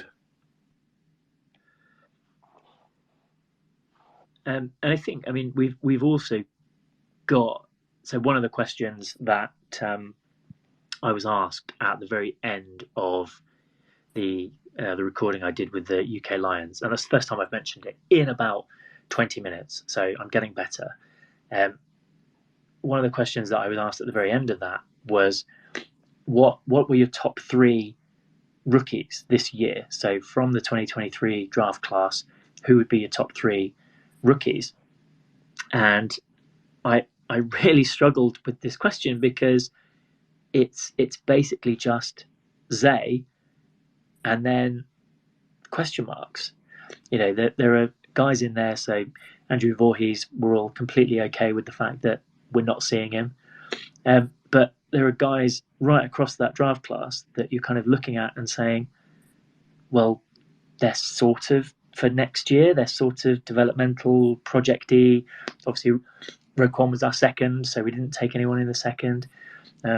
So it all kind of feels like a draft for the future rather than a draft for this year. So we don't have that tangible sense of guys coming in and immediately showing some impact. It all feels like it's kind of jam tomorrow with the 2023 draft class, and that may be a signal that Eric DeCosta doesn't want to have a draft where he's only got that many picks again. We know him as someone that likes to hoard, likes to amass as many comp picks as he can, likes to have as many darts to throw as he possibly can have. So does that err him towards the side of not trading, just for the purposes of keeping all of his toys and having all of his darts to throw come April next year? Well, I think that draft was the 2023 draft. I think we went into that, and that's a sign of how strong our team was. That we didn't necessarily have massive gaping holes that needed to be filled with an impact player straight away. But again, I think it's also, as you say, a nod to the future, where you do pick sort of big athletic guys like Simpson, who maybe need a year of development because you're going to need them in 2024 and beyond. When actually, you know what, Queen is walking out the door, so it's probably good that we've got a big athletic replacement. He's had a year in the system, ready to plug in if he develops in the right way. We are going to have a question mark at left guard, and we've got Salah as a 6th round pick who had an up and down off season. We've got Andrew Voorhees as a 7th round pick who, was an absolute beast on the bench press with an ACL. So I think that was a draft class with a nod to the future, on purpose, really. Although I'm sure all GMs draft with an eye on the future. But yeah, I'm not worried. We don't. It's a sign of our strength as a team that we're not relying on rookies beyond, say, Flowers. Yeah, agreed. No, I think that's really really succinctly put. Rory. I honestly can't remember the 5th player from our draft class. So you got Flowers, you got Simpson, you got the 2 O-linemen, Voorhees and Salah, and I can't remember who. Wasn't there a 5th player? This is the point at which we're all furiously Googling because no one else can remember who the Kyu Blu Kelly, cut preseason and picked up by Seattle. Of course it was. Yes. So I mean we have to put that one down as a whiff. Unfortunately, have to put that one down as a miss. But yeah, shout out to Foz, the draft guy. He had that knowledge right off the top of the dome. Wasn't Kyu Blu Kelly a 4th round pick? Can't remember that. I think around about that area, but I do remember that he created his own computer game. Well, fair fucks to him. Yeah, he's going to need it to sell well because it doesn't seem like he's going to make the field for anyone anytime soon. But so where I was looking to come to next, because as a peek behind the curtain, I've got some crying toddlers in the house, so I'll need to go and do dad duty at some point. Was just to open the floor for sort of final thoughts on Detroit and the Week 7 game, and then a quick, I suppose it wouldn't be the Ravens recap, it'd be the Ravens pre-cap. Quick look forward to Week 8. We've touched on the Cardinals a little bit in terms of what we're expecting from the offense, but a quick look forward to what we're expecting from that game overall, culminating in picks and spicy takes and all those kind of things. So any final takeaways from Week 7's utter domination of the Detroit Lions before we move forward? No, personally, I think. Sorry, go on, Foz.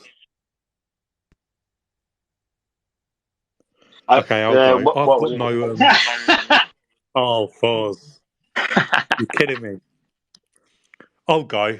I didn't really have any takeaways. I just want to ask Ash, how long did it take for him to come up with pre-cap? I'll be honest with you. I thought about it about an hour ago, and I've just been sort of I actually typed it on my computer in front of me just so that I remembered it when it actually came time to use it.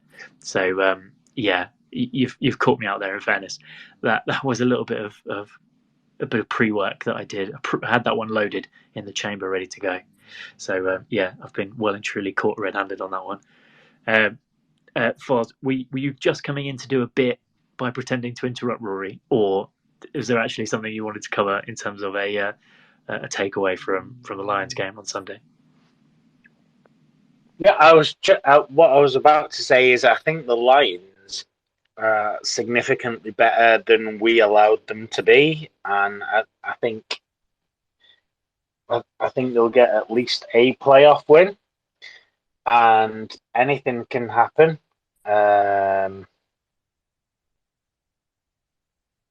Going forward in the playoffs, any given Sunday, I think they might actually surprise a few people over on that side of the conferences.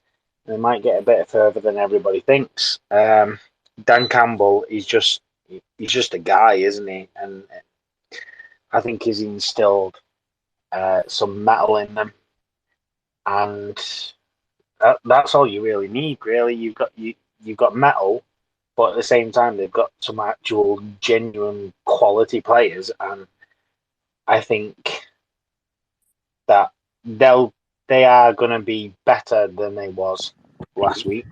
Well, that should be a nod towards how well we were by dominating them in the way that we did.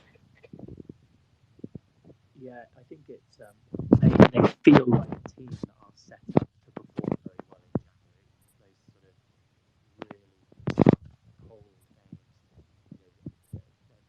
both their offensive and defensive lines look on paper to be very strong. So that should be a real strength of theirs when it comes to January football. I do not think it will take very much at all for them to make the postseason in what is probably one of overall the weakest divisions in the entire league, in stark contrast to our own, that seems like it's just a completely unflushable problem. So for the Lions to see this through and win that division feels like it could realistically only take 3 more wins, get themselves to 8 wins, 9 wins. You really can't see a situation in which Chicago, Green Bay, or Minnesota could really push that. So, and their schedule really allows for it. I think there's been a lot of talk about the fact that they only play one more team in their schedule that currently has a record above 500, and that's Dallas, either in the penultimate week of the season or the week before. So between now and then, they have a bit of a cakewalk. So they should be in a position where they wrap up the NFC North pretty early and can just prepare themselves for some playoff football come January. And I think you're right, Foz. I think they are a team that can really do some damage, could surprise people. But I think if we ended up in a world where we were heading over to the Super Bowl facing the Detroit Lions, I think we'd go and do that with an enormous amount of confidence from this game that actually we could easily go and repeat that. I don't think there was any sign that this was just a complete off day and that actually, had they turned up, it would have been 39-38 to them. It feels like it was just a complete shutdown offensively and defensively that would really, really need to shift for it to be any kind of different result. So I think they are a good team. I think they're a lot better than they showed on Sunday. But I think from top to bottom, we are just a better team than they are right now.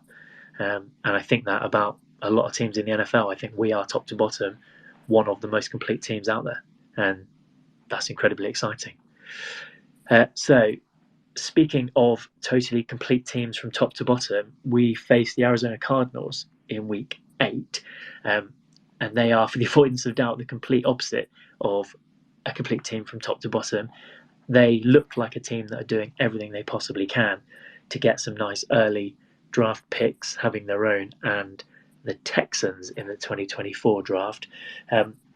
Some positive news for them about the possible return of Kyler Murray, not for this Sunday, but maybe sometime in the next few weeks. But I don't think that will do anything to stem the tide of where they find themselves. So I suppose my question would be, is there anything outside of us putting in a Steelers Colts-like performance that we should be worried about in this game against Arizona? I don't think so. I mean, any given Sunday and all that, but if we play our game, we outpower them in every single department. I do think it has to take a collective meltdown on the scale of Steelers or Colts for there to be a different result.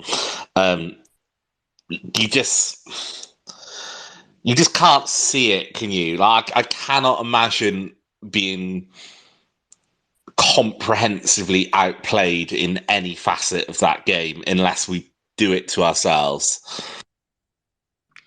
Are we in any way concerned about the possibility of a Marquise Hollywood Brown revenge game? Is there something about the way that ended that gives us pause for thought that actually he's going to be the guy that shows how you beat this defense? No. Yeah, I thought that might be the answer. I don't think that needs any more discussion than that. No, not with Josh Dobbs at quarterback, and probably not with anyone at quarterback. Unless you're going to argue all Foz, you're a Hollywood Brown truther. No, absolutely not. I think I'm going to go as far as to say that Lamar Jackson will not play the full game against the Cardinals. I think they will take him off either in the third quarter or by the end of the third quarter. I don't think Lamar Jackson sees the fourth.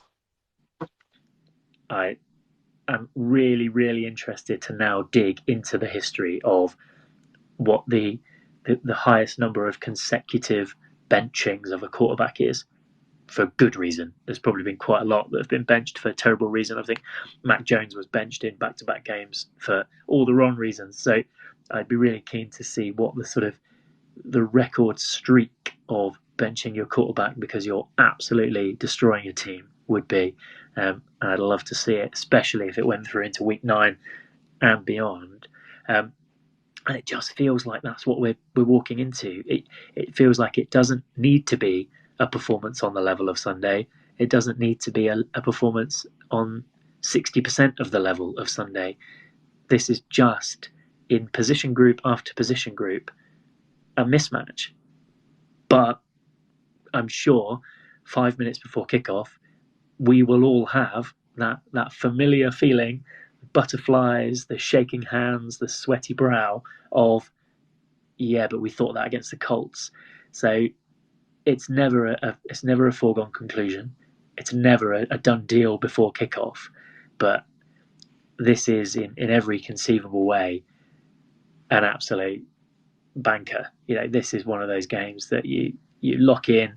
If you've got it on an accumulator, if you fancy a flutter, this is one of those games that you are not worried about during the course of your bet. So I just don't see a world in which we screw this up. I think we've been burned in 2 games by poor execution, poor communication, and some game mismanagement.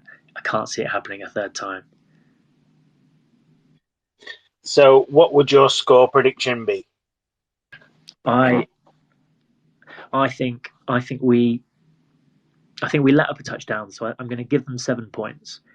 But I think we score more than we did this week. I think we take this 45-7. I think some of those points at the tail end. I think even Tyler Huntley gets a touchdown. That's where I'm going. That'd probably be my, taking your take of Lamar getting benched to another step along.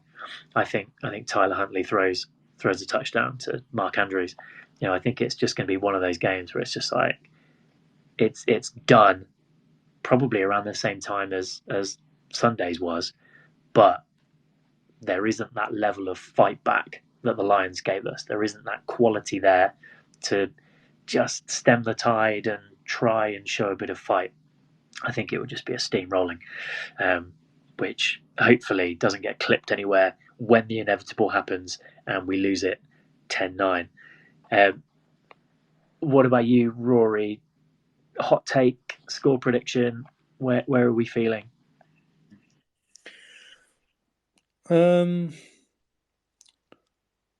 See, the Ravens this year, we've played up to our competition and played down to our competition.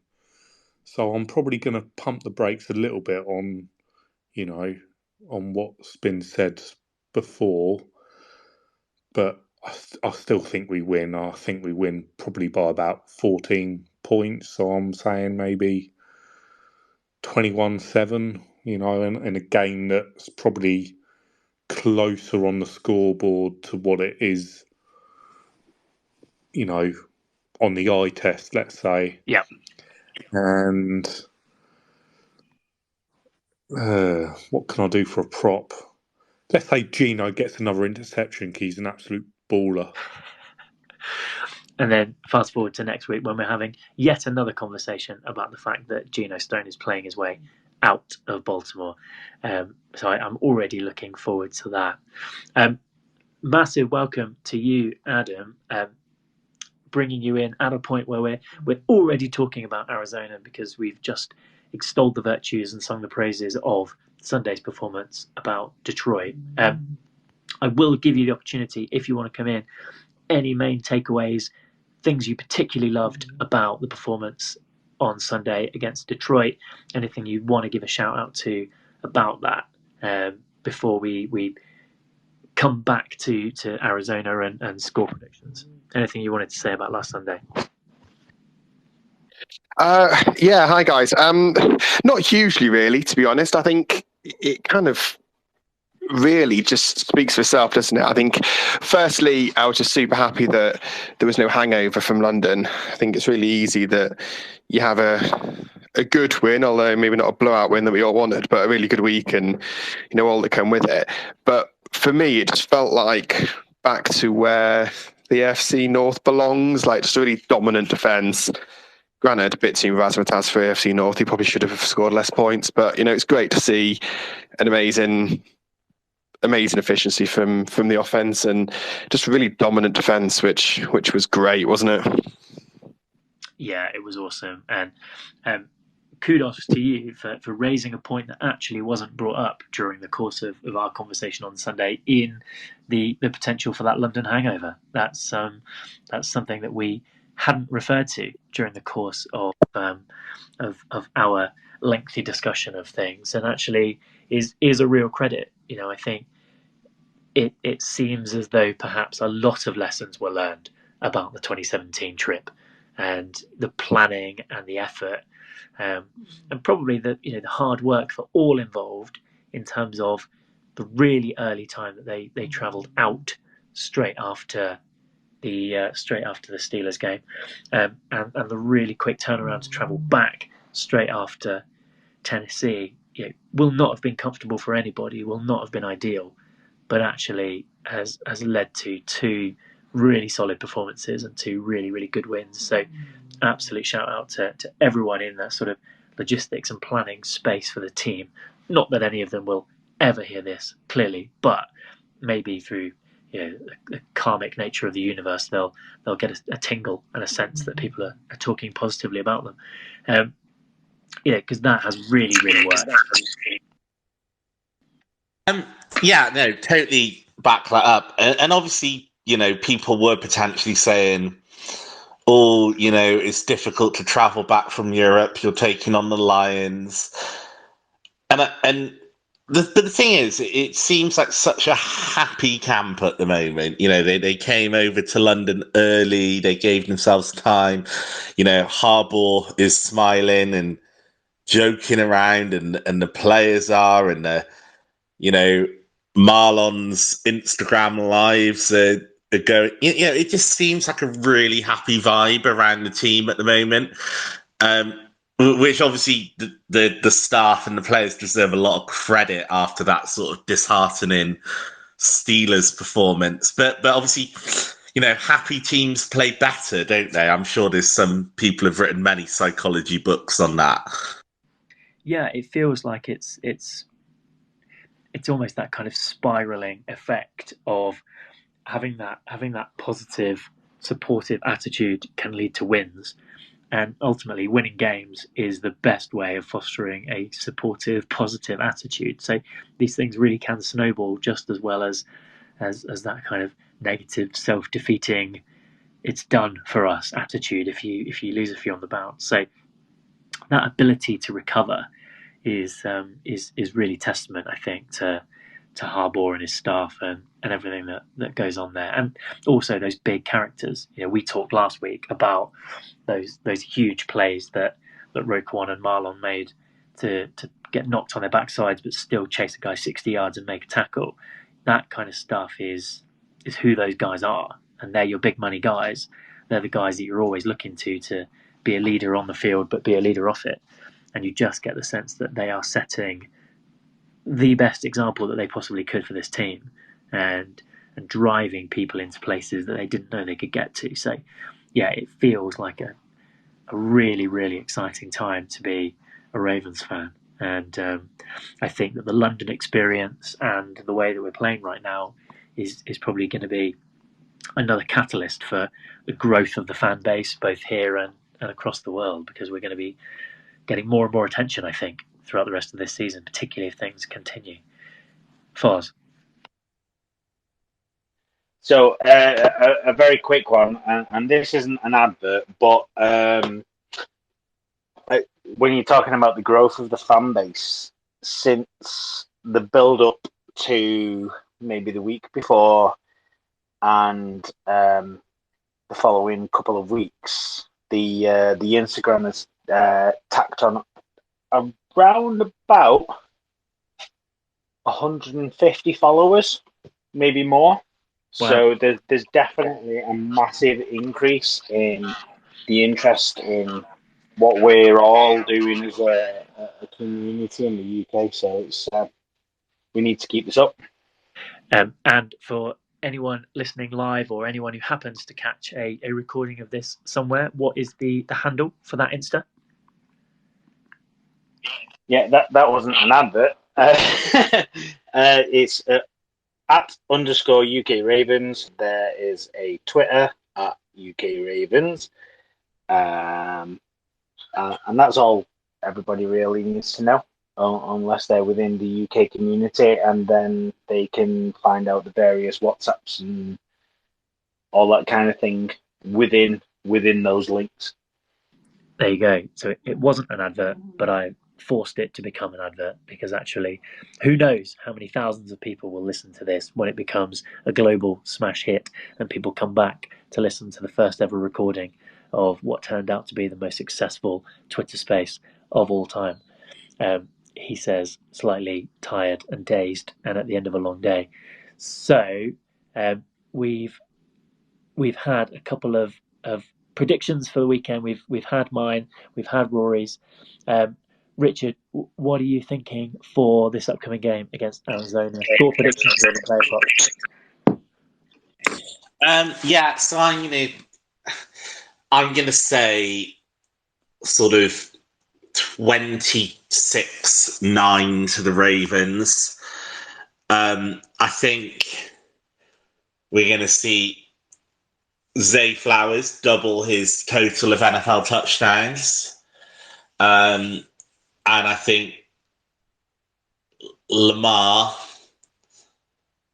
will be on pace to throw for 300 yards before he gets benched.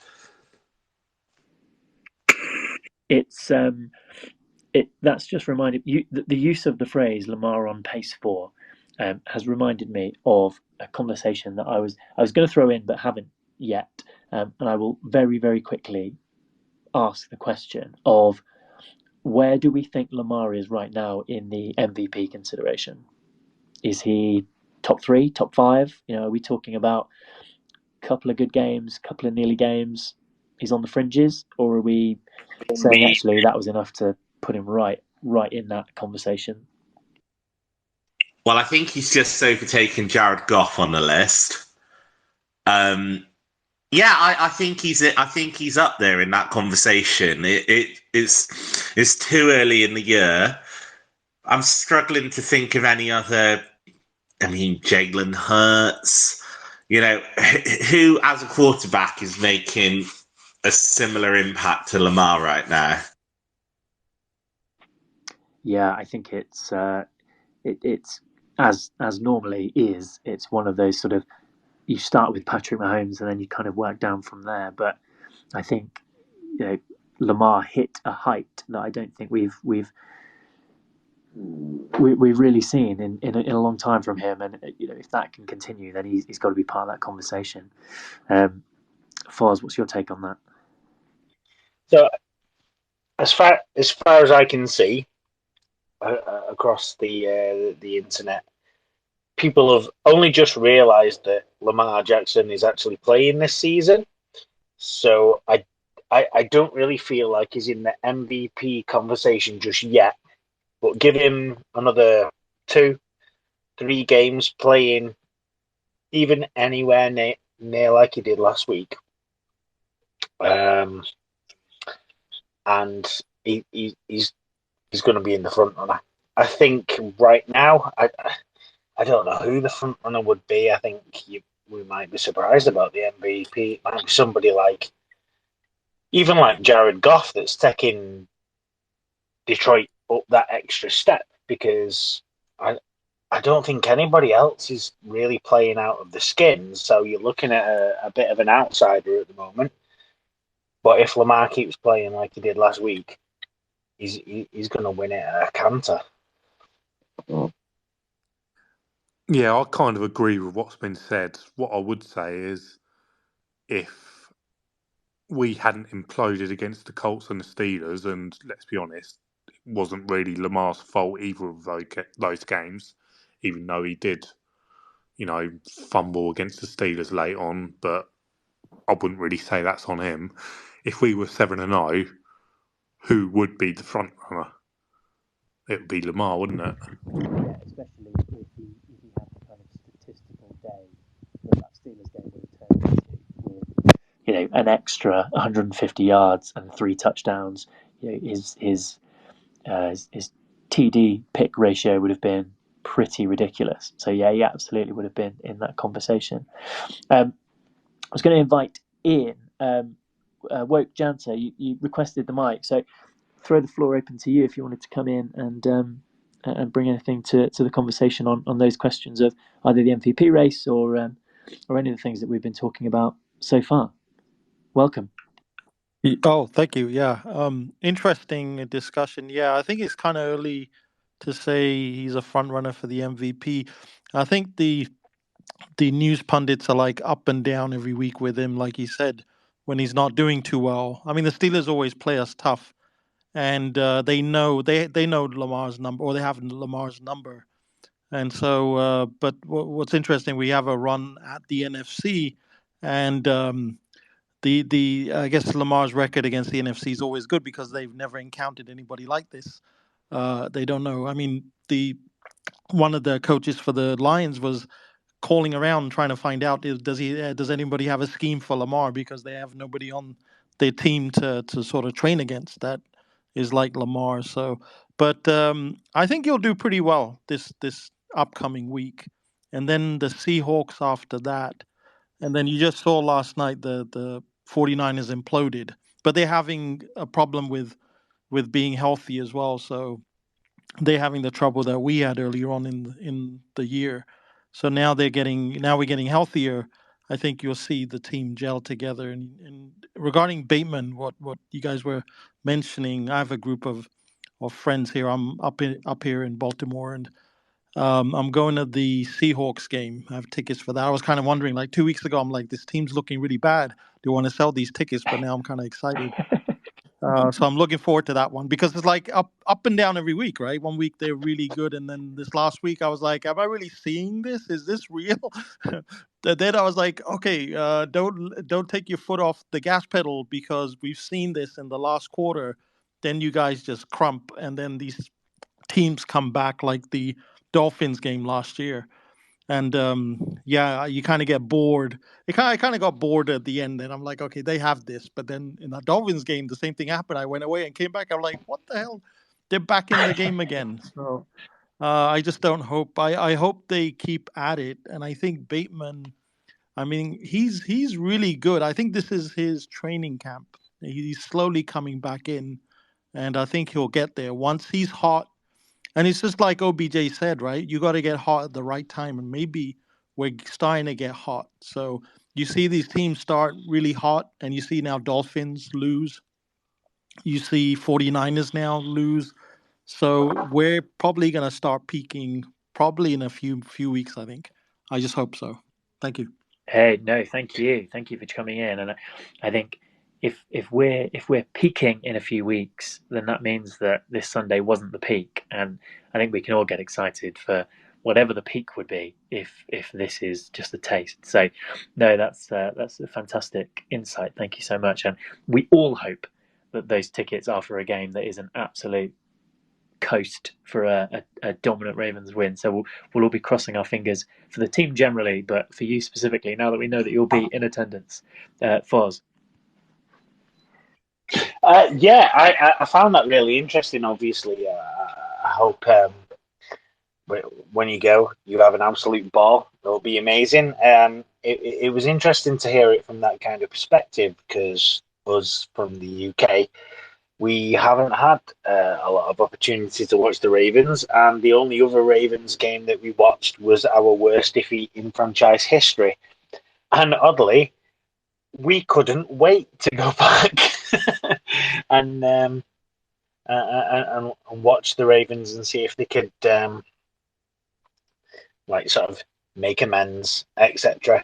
I suppose that's the beauty of being a little bit closer and things because we get the scrapes and we just have to make the best of it of what we can. But yeah, it was just interesting listening to that. It's like the difference between the two sides of the pond. Yeah, absolutely. Yeah, no, I completely agree. It's and that's why I think last week's space was so interesting because quite late in the day we suddenly had quite an influx of joiners from across the pond that brought a totally different perspective because they are at games every week and they're seeing all of this in the flesh every week and you're seeing it differently and it is a different experience. Just to sort of finish on that MVP conversation that we started a little while ago. Per the bookies, Lamar is currently fourth favourite for the league MVP at 8-1. He is sat behind Patrick Mahomes, Tua, and Jalen Hurts in that order. But I do think some of those may be trending in the wrong direction. Lamar, bro, I am getting on Sky Bet right now. I have already got a fiver on Lamar. As soon as I saw an 8, I just thought, 8-1 for number 8. It's written in the stars. So that's crazy. I've got a fiver on that. Yeah, if he's anything like Sunday for the rest of the season, he'll walk it. So yeah, that feels like free money. So there you go. Not a sponsor. Please gamble responsibly. All of those kind of things. Don't bet more than you can afford to lose. Don't chase losses, please. But Lamar Jackson at 8-1 for MVP, based on what we saw on Sunday, does feel like silly money. So where were we up to? We've had a few takes on the upcoming game against the Cardinals. Woke, if I can throw back to you, what's your thoughts on a score line for Sunday against the Cardinals? Where do we think this finishes up? Yeah, it's kind of difficult. Either they're going to be really good, or we tend to struggle again, play down to their level, or we then bring them up to our level. So Probably. I did like somebody mentioned 29. I think in the 20.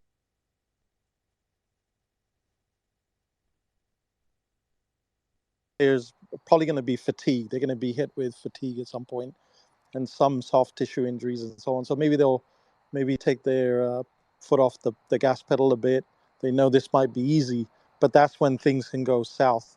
So probably 20 to 7, something like that. So essentially, I'm originally from England too, but I'm here.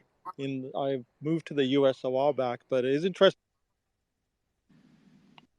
People from England talking about the Ravens. I was like, oh, this is interesting. Well, we're here every week, so we're hoping to be. It's only the third time we've done it, so hoping to be here every week. It's 8:45 UK time. Forgive me, I don't know what that is. Maryland time. Is it 5 hours behind? Is that something like 3:45? I think it's 3:45. So we'll be here every week, hopefully on a Tuesday, every single week. It's fans from the UK, but it is by no means only fans from the UK. It is Ravens fans. We want to talk, we want to listen. So you are more than welcome any time. So I now feel like an enormous outlier for my boldly positive prediction of a stonking win.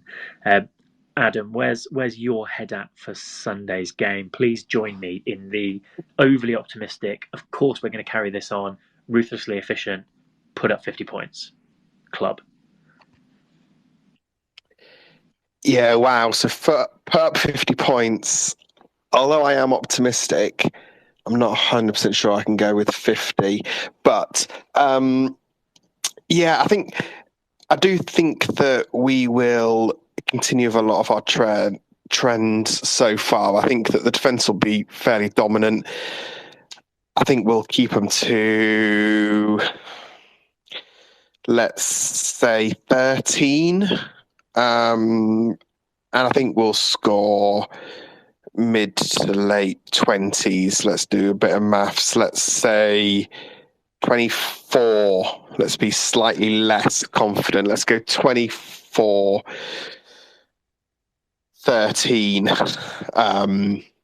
for us. So still a fairly convincing-ish win, but I think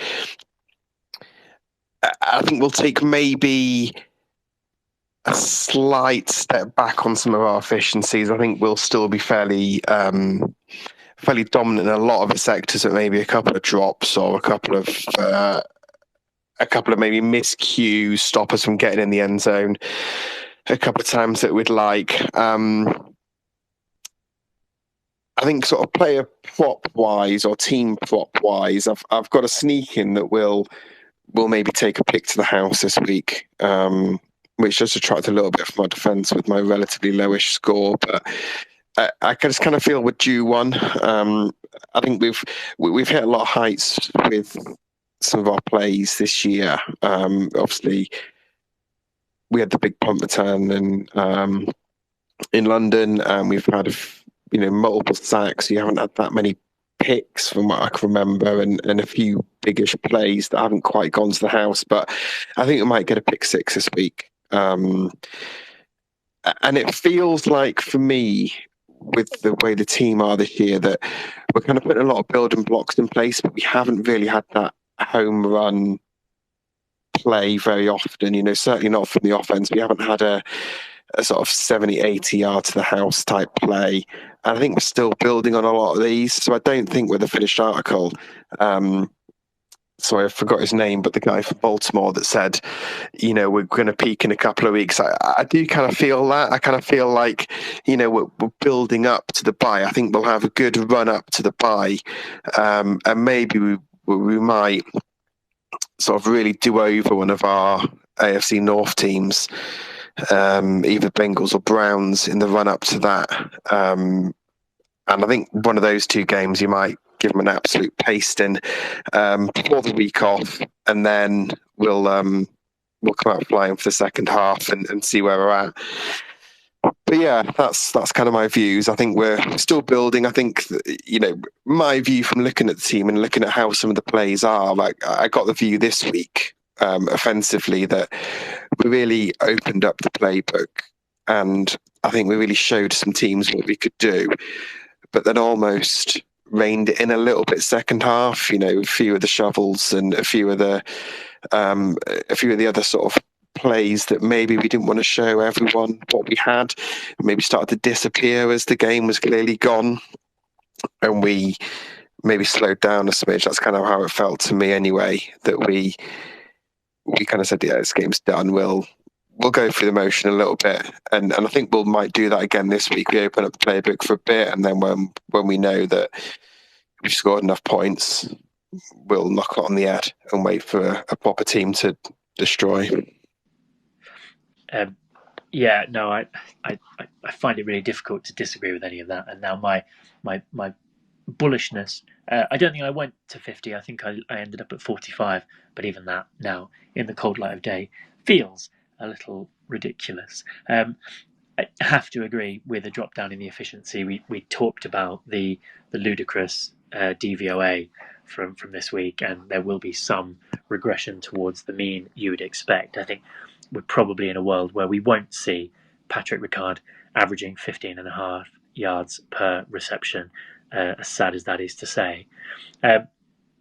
I've been meaning to ask. I won't bring it up now because it's 10 to 11 UK time, and I'm not going to throw another new conversation into the mix. But I've been meaning for a little while to talk about bye weeks, both in terms of sort of general feeling about when they come early, when they come late, how does that affect things? Do you build momentum and then have a week off, or all of those kind of things? So I'll put it on my list, and we can have a think about it, and we can have a chat about it this time next week when we get together to talk about this stonking win over the Cardinals. Foz, are you going to keep up your record from last week of being the only one to predict a loss here to the absolutely atrocious looking Arizona Cardinals? So I'm not going to do that. But, okay, so I'm gonna say we're gonna beat them 31-10. I'm gonna go with 31-10. But somebody, and I'm not going to name a player, but we're gonna be having an absolute ball again, and somebody is gonna go in the blue tent. I don't know who the player is going to be, but I know. But I know we're going to be having the best time, and then somebody's going to go in the blue tent. I'm not saying that they're going to be carted off, or well, if they've gone in the blue tent, they've not been carted off, have they? Obviously, I'm not going to say it's going to last. I'm not going to say it's going to be anything serious, but one of our really big players is very important to us is going to spend a couple of minutes in the blue tent, and we're going to be really worried. And then we're going to win. Crikey. So a roller coaster of emotions that's going to get the WhatsApp group absolutely fired up. Yeah, I can see that. I can absolutely see that. Well, that feels like a really opportune time to bring things to a close. My thanks, as always, to everyone who joined, either to listen or to contribute, or to just throw emojis up in reaction to hot takes and comments. It is always appreciated. This is absolutely, as we said at the beginning, an open space for Ravens fans to come and vent and praise and celebrate and console and mourn and all of those things in between, in response to the performance that our dear team in purple puts out there on a Sunday. So we will be here again, like I said, hopefully next Tuesday, 8:45 p.m. UK time, to talk about the utter decimation that is this Sunday's game, Week 8, against the Arizona Cardinals. So with that, I will say thank you so much to everybody for joining. All the very best for this upcoming week, and let's go Ravens. Can I just say something before you leave there? Yeah. Yeah, I'm just going to mention the fact that you may be having some surprises for us in store.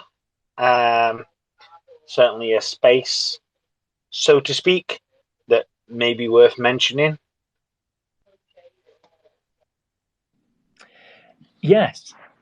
So, just as sort of latest developments over the course of this evening, next week and beyond, these spaces will not feature my little face with two cream scones over my eyes as the host.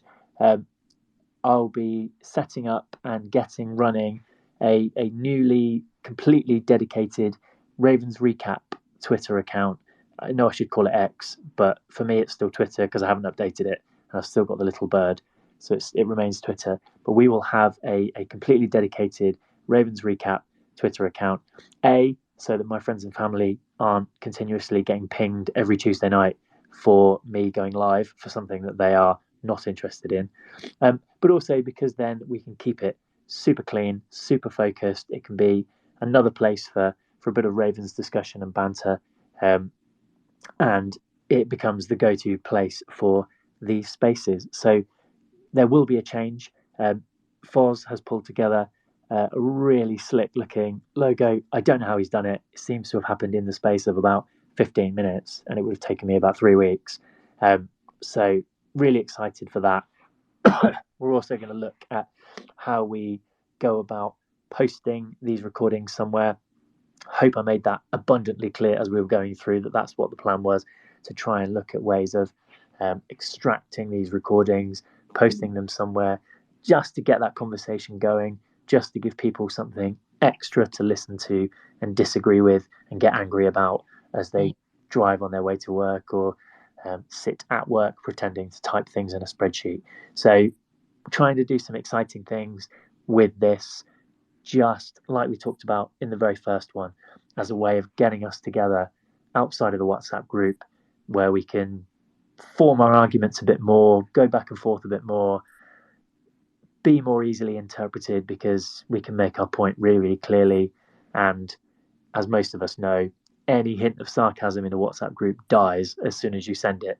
So there's the option of actually being a bit tongue-in-cheek with some of the things that we say and getting some conversation going off the back of that. So immensely grateful to all of you guys that have come along, particularly those of you that have been to most or indeed all of them. I think, Rory, you're 100% attendance along with Richard so far. So gold stars to you guys, and long may it continue because your contributions are always incredibly valuable.